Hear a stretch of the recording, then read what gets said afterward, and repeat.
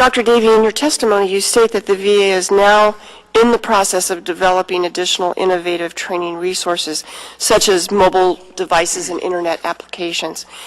After 22 years, this seems a bit late to just now be developing applications for the environmental exposure symptoms and conditions. So when did this process begin, and when do you think you'll be able to roll it out to veterans so that it might be helpful?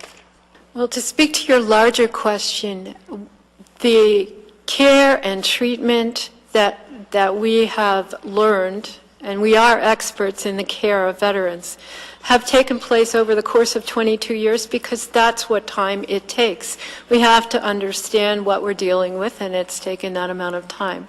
With regard to the specific innovative tools, obviously, since the technology's been available, but let me refer to Dr. West, who's developing one of the internet applications or the mobile app. Please, Dr. West. To comment more. Well, thank you so much. I'm actually a primary care physician and a general internist by trade, and I'm proud to say that every day I take full care of Gulf War veterans and all veterans, and it's really my privilege.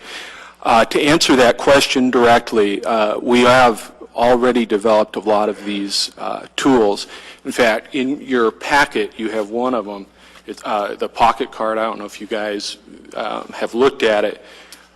Which has essentially a lot of what Dr. Steele was talking about, a lot of the exposure concerns, a lot of the public health websites, webinars, and training modules that have been developed through Office of Public Health and through the VHA, as a whole.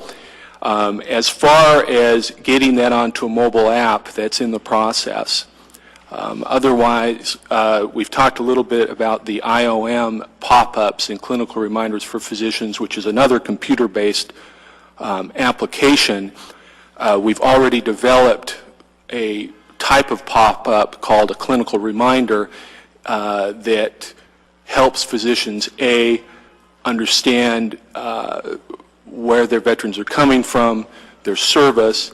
Second, actually goes through the chronic multi-system illness and lays that out in a way that they can kind of follow a simple screen, answer questions, and better adequately answer the veterans' questions. I mean, that's a key. I mean, these tools are really important to train providers, to get them out on the front lines. Again, I see patients every day in clinic. And let me just interrupt quickly. I understand that, but my concern is how do we communicate to veterans so that they may get the resources they need? And the mobile apps, I know, are in the process, but do you have a timeline for when you're going to roll that out, when that's actually going to be available to veterans so they can learn about it? I don't have an exact timeline for the Veterans Communication app, so I'd have to take that back for the record. Okay, could you get back to me on that? I think it's absolutely. Really essential.